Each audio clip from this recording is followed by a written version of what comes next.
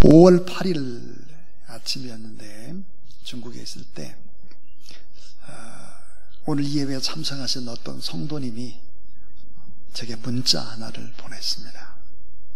그 문자를 보고 참 한동안 멍하니 또 눈시울을 붉혀야 했습니다. 그 보내온 글은 우리 성도님이 직접 쓰신 것은 아니고 다른 분의 글을 이제 받은 것을 저에게 보낸 거죠. 5월의 어머님입니다. 제가 한번 읽어보겠습니다.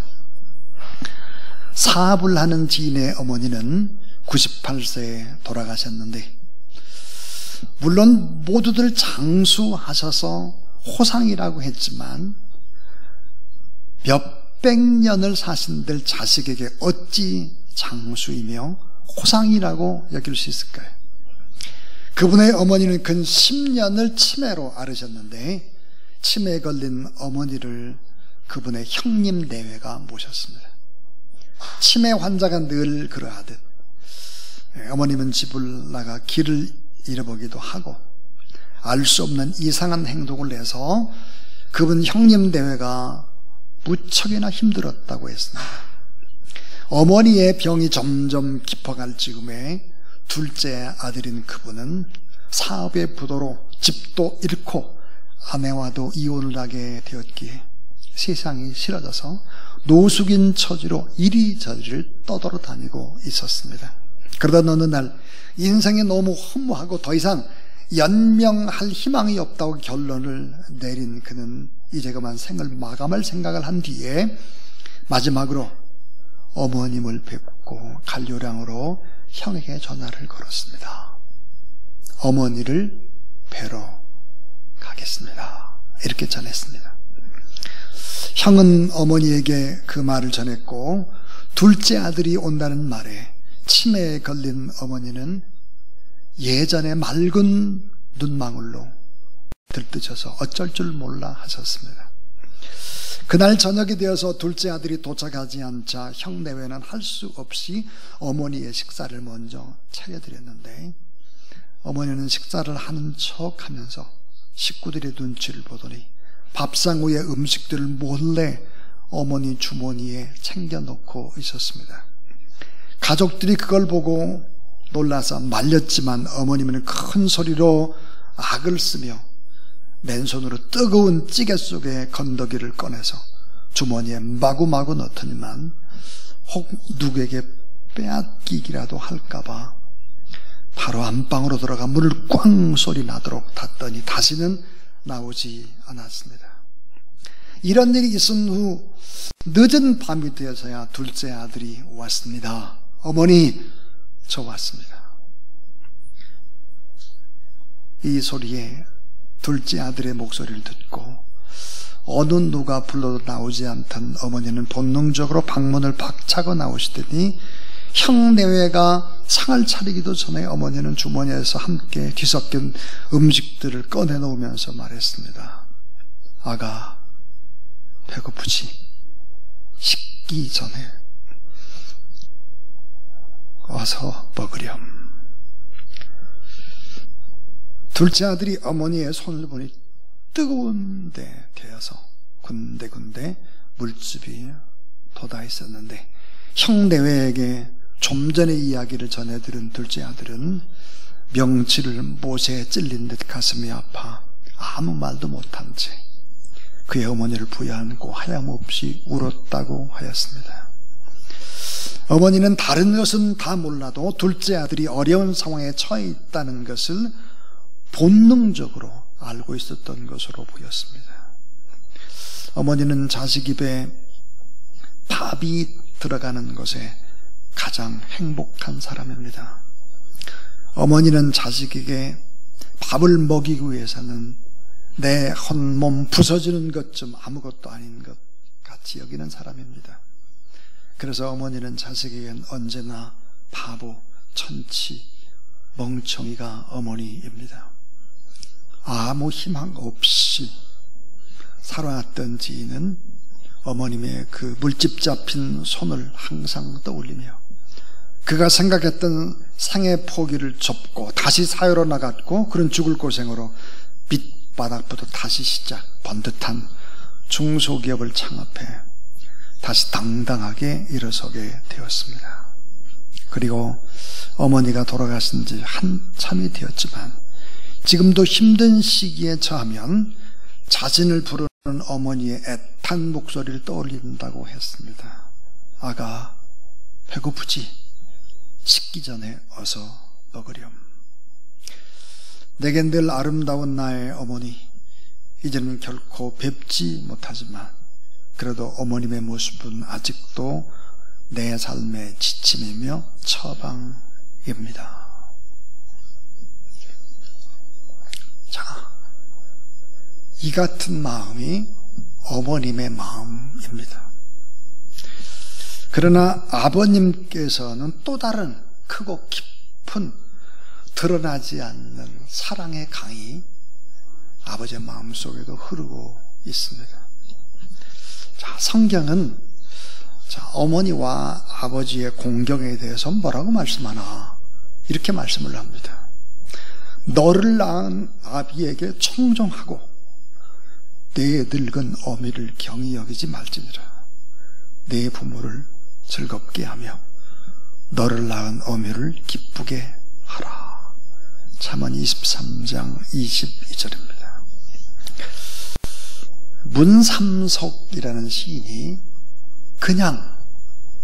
그냥이라는 시를 썼는데 두 줄입니다.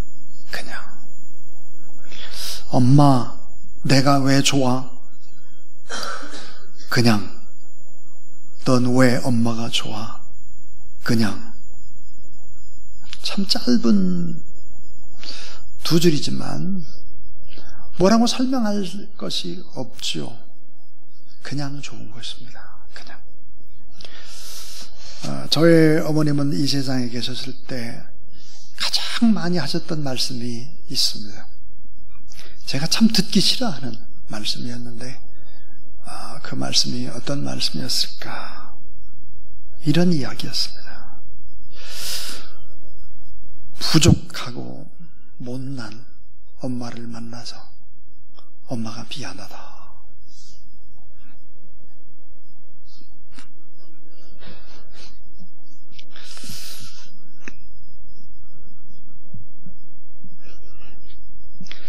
저는 어머니에게 사랑이 뭘까? 이 사랑은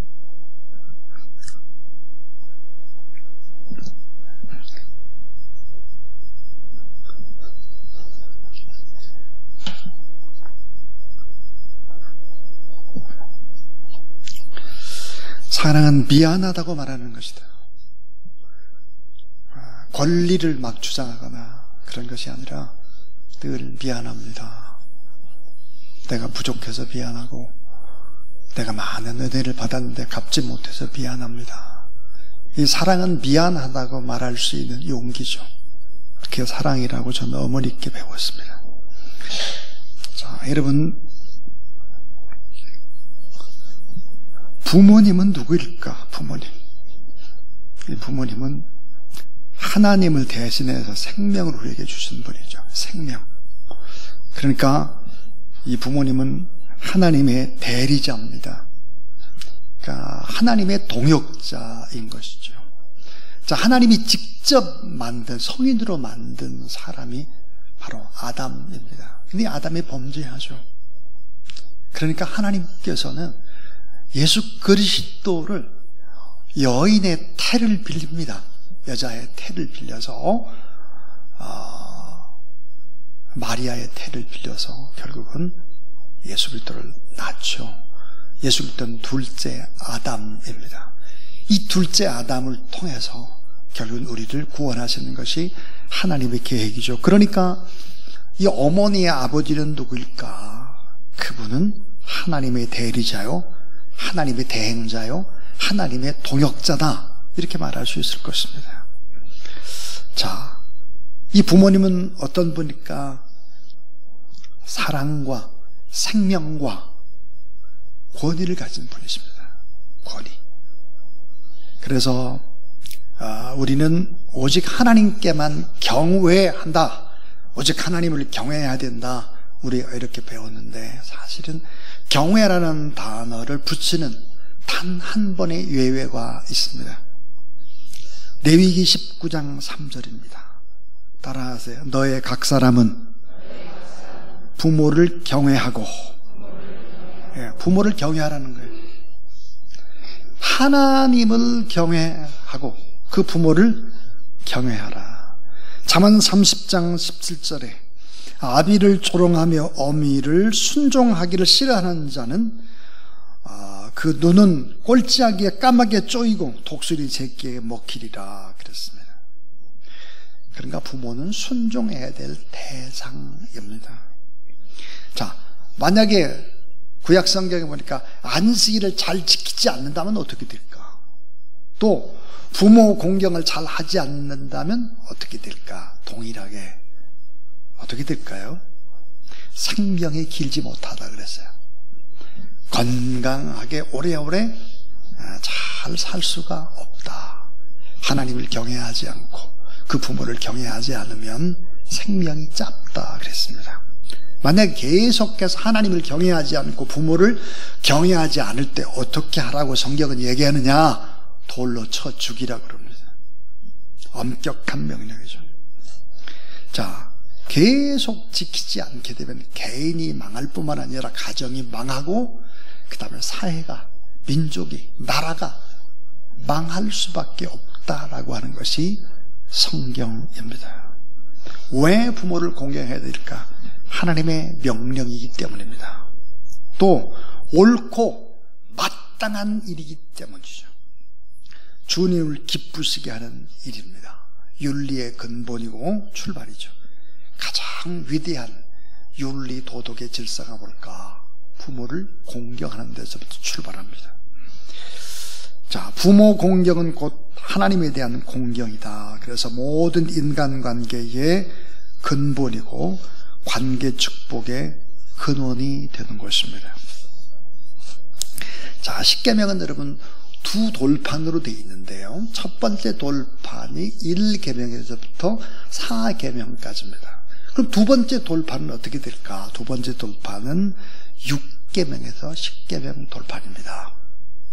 자, 1계명에서부터 4계명까지는 예배의 대상인 하나님을 사랑하는 거라면 6계명에서부터 10계명은 우리가 삶의 예배를, 삶으로 예배를 드려야 되는데 그 대상이 누굴까? 사람이에요.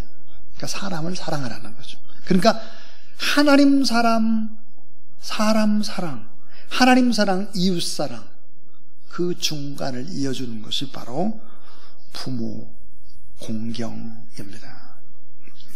자, 10계명을 한번 이렇게 쉽게 설명을 하면 이러합니다. 하나님께만 예배하라, 1계명. 우상을 만들지 말아라, 2계명. 하나님의 이름을 쓸데없는 나쁜 데 부르면 안 된다, 3계명이죠. 오직 주일을 잘 지켜라. 안식일이 주일이 됐으니까요. 이게 이제 1계명에서부터 4계명입니다. 그러면 6계명은 뭘까? 생명의 파수꾼이 되라. 영혼, 육, 순결을 지켜라. 바른 물질관을 가져라. 이웃의 명예를 지켜라. 너의 욕망을 다스려라. 이런 건데 이 중간을 연결하는 것이 바로 부모를 잘 공경하는 것입니다. 얼마나 이 하나님을 공경하고 특별히 이웃들을 사랑하는 계명을 연결하는 것이 모든 근원이 되는, 그래서 약속에 있는 첫 계명이 부모의 공경이다 그랬습니다. 자, 부모 공경의 의미가 뭘까? 이런 겁니다. 그 첫 번째는, 자, 부모 공경의 첫 번째 따라하세요. 좋은 자식이 되라. 좋은 자식이 먼저 돼야 됩니다. 자, 부모를 공경하지 않으면서도 땅끝까지 주님의 증인 될 수 있는가? 될 수 없죠. 부모를 공경 못하면서 이웃을 사랑한다는 것도 공허한 후후가 되는 것입니다. 내 부모를 사랑하는 자들이 이웃을 사랑할 수 있고, 내 부모를 사랑하는 사람들이 전 세계 오지 이런 사람들을 사랑할 수 있어서 복음을 전가할 수 있는 것입니다. 결국은 내 부모를 사랑하지 못하는 사람이 이웃을 사랑하고자 할 때 이것은 연기에 불과합니다. 연기. 자, 여러분, 연기를 통해서 성령의 역사 있을 수가 없습니다. 그래서 내 부모를 잘 공경하라. 이 첫 번째가 뭘까? 좋은 자녀가 먼저 되는 것이다. 두 번째입니다. 두 번째는 좋은 부모가 되라는 것입니다. 자, 십계명은 어떤 계명일까? 상호의 계명입니다. 서로 상호 계명이지 어떤 한 사람에게만 주는 것이 아닙니다. 자, 좋은 부모가 되라.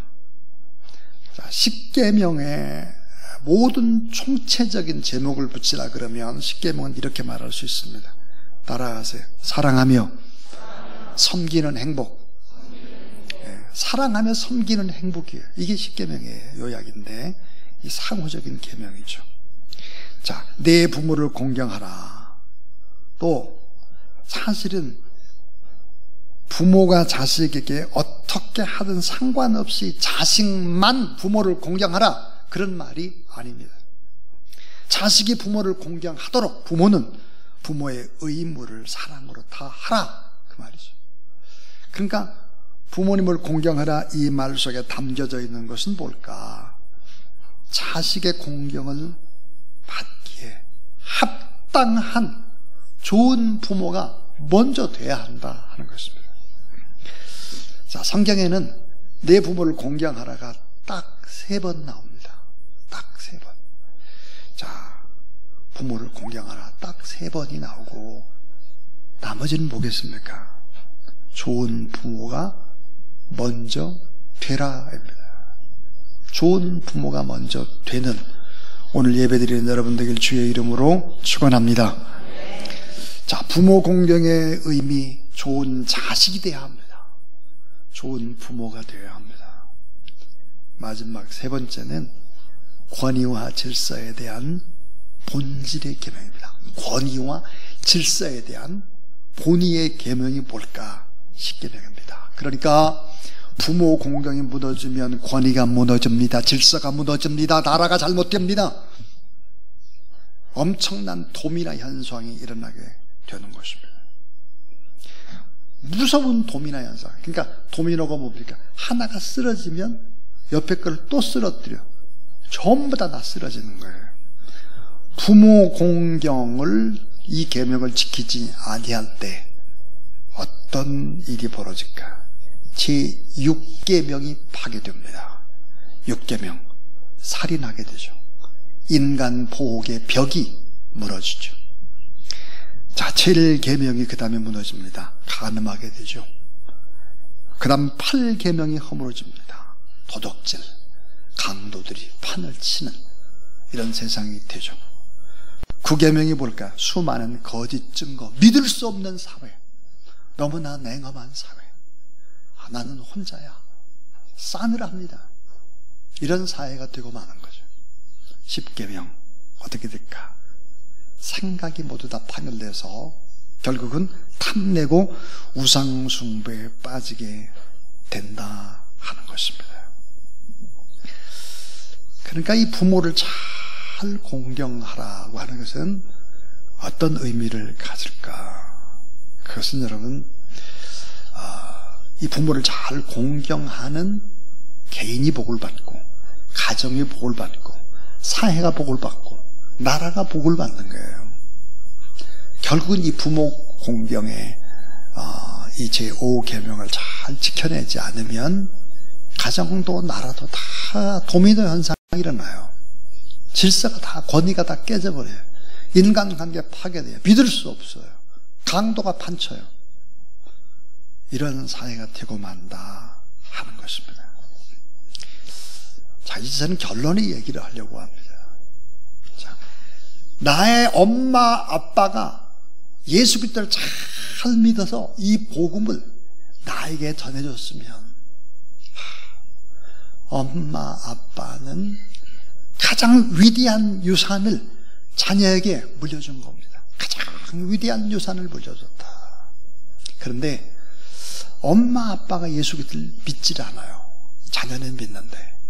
그럼 이 자녀가 엄마 아빠에게 해줄 수 있는 최고의 효도가 뭘까? 전도입니다. 전도. 따라하세요. 가장 큰 효도는 복음을 전하는 것이다. 가장 축복의 축복은 뭘까? 내가 부모로부터 복음을 받아들인 거예요. 그 가정은 정말 복된 가정입니다. 우리가 복된 가정이 되려고 한다면 엄마, 아빠, 가족들이 예수 그리스도를 믿지 않는다면 그 가족들에게 반드시 복음을 증거하지 않으면 안 된다 하는 것입니다. 그 복음은 왜 그렇게 위대할까 하는 거예요. 전도, 주님의 지상 명령이잖아요. 왜 그토록 중요할까 하는 거예요. 그것은 구원이라고 하는 것은 무엇일까? 구원은 제가 종종 이야기했죠. 구원은 아버지가 바뀌는 것이다. 우리의 아버지가 육체적으로 나를 낳아줬지만 나를 낳아주신 아버지, 어머니는 연약한 분입니다. 그런데 예수 그리스도를 믿게 되면 진정한 아버지, 영원한 아버지, 우리에게 참된 자유와 행복과 기쁨과 이 모든 것을 줄 수 있는 아버지가 바뀌게 되는 것입니다. 주님이 왜 그렇게 지상명령으로 유언처럼 우리에게 복음을 전가라고 말씀했을까? 이것입니다. 따라하세요. 예수님께 나오면 죄의 짐이 풀어집니다. 예. 예수님께 나오면 우리의 죄의 무거운 짐이 벗어지죠. 인간은 죄 중에 잉태되고 죄에서 태어나 죄 가운데 살아갑니다. 그러나 그 죄값은 사망이죠. 그러므로 죄의 짐을 해결하지 않고는 이 땅의 행복을 결코 누릴 수가 없습니다. 시편 68편 19절에 보니까 하나님을 믿는, 예수 그리스도를 믿는 사람들은 어떤 일이 벌어질까? 날마다 우리의 짐을 지시는 주, 곧 우리의 구원이신 하나님을 찬송할지로다 그래서 우리의 짐을 날마다 지어주는 거예요. 누가? 예수님께서. 죄의 짐이 풀어지는 것입니다. 두 번째입니다. 두 번째는 예수님께 나오면 가난의 짐이 풀어집니다. 가난의 짐. 참 놀라운 사실, 우상 숭배하는 나라는, 하나님을 믿지 않는 나라는 언제나 두 가지 방향으로 나갑니다. 잘 보세요. 이 두 가지 방향이 뭘까? 하나는 강팍해지고 너무 과격해지는 것입니다. 전 세계에 이름 제일 큰 과격분자들 누구일까? 하나님을 공경하지 않는 사람들입니다. 강팍해지고 거칠어지는 거예요. 또 한 방향은 뭘까요? 더럽고 추해집니다. 더러워요. 추해져요. 마음이 더럽고 윤리와 도덕이 땅에 떨어지고 음란하고 어두워지고 그렇게 되는 거죠.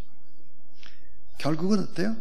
예수님께 나와야 이런 모든 문제 해결함을 받고 결국은 죄의 짐도 풀어지고 가난의 짐도 풀어진다.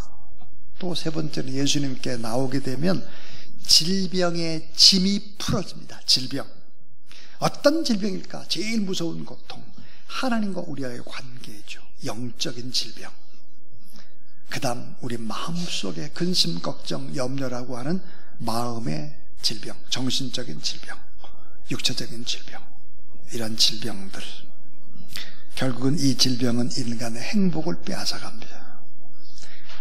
그래서 여러분, 연세가 많은 분들, 예수 그리스도를 믿지 않고 살아가는 분들 입에서 나오는 이야기가 뭐예요? 전부 다 허무하다, 죽고 싶다, 절망하는 것입니다. 이겨낼 재간이 없어요. 방법이 없습니다.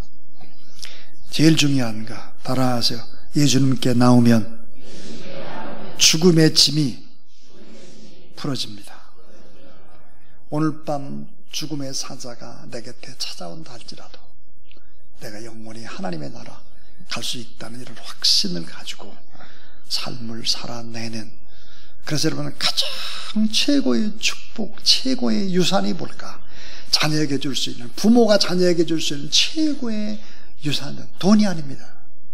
그것은 믿음입니다. 믿음. 복음이죠. 우리가 부모에게 줄 수 있는 최고의 효도가 뭘까? 복음을 전가하는 것입니다. 그래서 구원받게 하는 것이죠.